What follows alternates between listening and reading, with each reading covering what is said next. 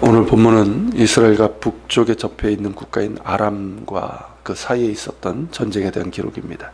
이스라엘과 아람은 이웃 국가이면서 그 지역의 헤게모니 쟁탈을 위해서 다윗 시대 이후에 지속적으로 경쟁 관계에 있었습니다. 다윗 때 아람 지역을 복속시키면서 솔로몬 때까지는 이스라엘의 영토 내지는 지배권 아래에 있었지만 솔로몬 이후에 왕국이 남국으로 분열되면서부터는 힘을 잃고 아람이 다시 강해지면서 특히 북왕국 이스라엘과 아람 사이에는 지역 주도권 쟁탈전이 있었습니다. 본문의 기록처럼 아합 왕 때에 아람의 왕 베나닷이 군대를 이끌고 내려가서 사마리아를 에워싸고 공격을 했습니다. 이때 베나닷과 한 왕이 32명이었다고 했는데 이는 그와 동맹을 맺은 그 주변의 왕이나 족장들로 이제 볼 수가 있습니다. 자, 아합 왕 때의 아람의 침공은 아합의 아버지인 오므리 시대에 제약을 받았던 자신들의 권리를 회복하고 그리고 잠재적인 위협이 될 수 있는 이스라엘의 재기를 막으려는데 그 목적이 있었습니다. 아람의 베나닷은 사신을 사마리아 성 안에 있는 아합에게 보내서 아합이 가진 모든 음궁과 아내들과 자녀들 중 아름다운 자들도 다 자신의 것이다 라고 전합니다. 이를테면 퇴각의 조건으로 대가를 요구한 것이죠. 아합은 아람 군대를 막을 방법이 없기 때문에 어쩔 수 없이 허락합니다. 그런데 베나닷은 이에 만족하지 않고 다시 사신을 보내서 너의 은근과 아내들과 자녀들은 물론 나의 신하들이 너의 왕궁과 너의 신하들의 집을 수색해서 보기에 좋은 것들을 다 가져오게 할 것이다 라고 전합니다. 이는 성문을 열라는 것이고 왕과 신하들의 집을 약탈할 권리를 요구한 것인데 실제적인 정복을 하겠다는 것이죠. 이에 아합은 나라의 장로들을 다 소집해서 지금의 상황을 전하고 자신이 어찌해야 할지를 묻습니다. 그만큼 다급했던 것이죠. 장로들과 백성들의 의견은 베나닷의 요구를 듣지도 말고 허락하지도 말라는 것이었습니다. 이것을 허락하면 이는 수도인 이 사마리아 성과 나라를 우리 손으로 내주는 것과 같기 때문입니다. 과도한 요구이고 정 안 되면 전쟁도 불사한다는 그런 뜻입니다. 아합은 장로들의 의견대로 베나닷이 보낸 사신들에게 처음 요구했던 것, 즉 은금과 여자들과 자녀들을 내주는 것은 할 수 있지만 성문을 열어서 약탈하는 것은 응할 수 없다라고 합니다. 이에 베나닷은 화가 나서 다시 사신을 보내어 사마리아 성을 잿더미로 만들어 부스러기 하나도 남기지 않겠다고 신들의 이름으로 저주 맹세를 합니다.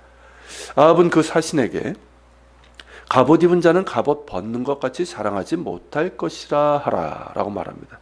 이건 이제 당시의 격언인데요. 이런 의미입니다. 갑옷을 입는 자는 전쟁을 하러 나가는 자이고 갑옷을 벗는 자는 전쟁을 마치고 돌아오는 자입니다. 갑옷을 입고 군장을 갖추어 싸우는 자는 전쟁이 끝나서 갑옷을 벗을 때까지는 자랑하지 않습니다. 그러므로 아합의 말은 만일 전쟁을 하겠다면 우리도 응할 것이고 누가 이기고 질지는 전쟁의 결과는 끝까지 가봐야 하는 법이기에 마치 갑옷을 벗은 자처럼 자랑하지 말라 이 뜻입니다. 즉 일종의 선전포고와 같은 말이죠. 아니나 다를까 베나닷은 막사에서 동맹을 맺은 왕들과 함께 술을 마시다가 그만큼 여유가 있었던 것이겠죠. 그러다가 이제 아합의 말을 듣고는 신하들에게 아합의 진영을 공격하라고 명합니다. 사마리아 성의 함락을 위한 공격이 시작이 된 겁니다. 이런 위급한 상황에서 한 선지자가 아합에게 나아가 하나님의 말씀을 전합니다. 이 선지자가 누구인지는 알 수 없지만 호렙산에서 엘리야에게 말씀하셨던 바알에게 무릎 꿇지 않은 7,000명의 사람 중에 하나일 겁니다. 그 선지자는 전쟁 불사를 선언했지만 전력에 있어서 절대적인 열세로 인해서 두려움에 휩싸여 있는 아합에게 하나님의 말씀을 전합니다. 그 메시지는 놀랍게도 아람 군대를 아합의 손에 넘기시겠다는 것입니다. 그 이유는 이로 인해서 아합이 그 일을 행하신 분이 바로 야훼 하나님이신 줄을 알게 하시겠다는 것이죠. 아합에게 하나님을 알고 돌이킬 기회를 주시는 것이고 동시에 당신의 백성 이스라엘에게 하나님께로 돌이킬 수 있는 기회를 주시고자 함입니다. 아합으로서는 너무나 감사한 일이지만 확신을 하지 못하여 조심스럽게 묻습니다. 누구를 통하여 그렇게 하시리까? 이에 대해서 하나님의 말씀은 각 지방의 고관들의 청년들이 그렇게 할 것이라고 하십니다. 그러자 아합은 또 조심스럽게 묻습니다. 그들 중에 누가 싸움을 시작하리이까? 하나님의 말씀은 아합이 선봉에 서서 싸움을 시작하라는 것입니다. 즉 아합에게 최소한의 순종 그리고 왕으로서 해야 할 일을 명하신 것이죠. 아합은 달리 방법이 없기 때문에 그 명령에 따라 각 지방의 고관들의 청년들을 모읍니다. 그 수는 232명이었고 그 외에 함께 싸움에 나갈 백성의 수가 7,000명이었습니다. 아람 군대에 비하면 아주 적은 수에 불과했지만 하나님께서 넘기신 전쟁이기에 이들의 숫자는 눈에 보이는 것 그 이상의 것이었습니다. 베나닷은 아합이 모은 군대 수에 대해서 들었을 것입니다. 고작 7,232명입니다. 아람의 동맹군을 상대하겠다는 것인데 그 수로 얼마나 우습게 알았을까요? 그래서 베나닷은 장막에서 여전히 동맹군의 왕들 32명과 함께 먹고 마시고 취한 상태가 됩니다. 한 줌도 안 되는 군사로 뭘 하겠냐며 우습게 방심을 했던 것이죠.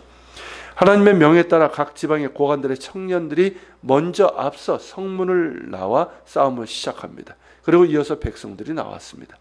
이 사실을 정탐꾼이 베나닷에게 알립니다.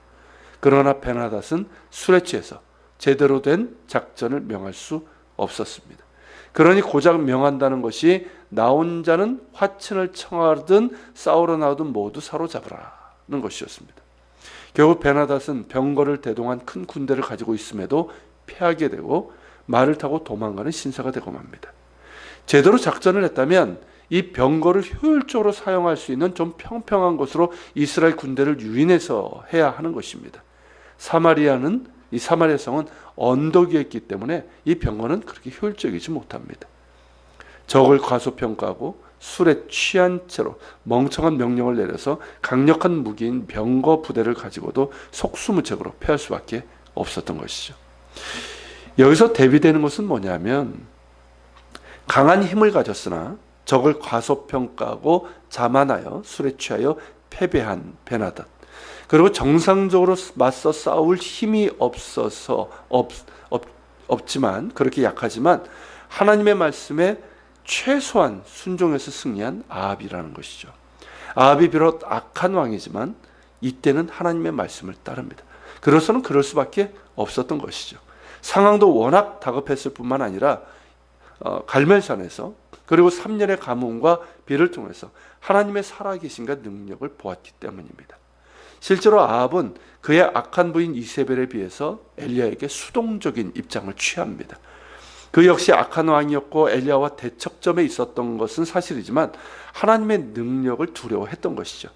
그런 거에게 하나님께서 또다시 기회를 준 것인데 아합은 참 아쉽게도 그때뿐 위기의 상황에서 벗어나니 예전과 똑같이 행합니다.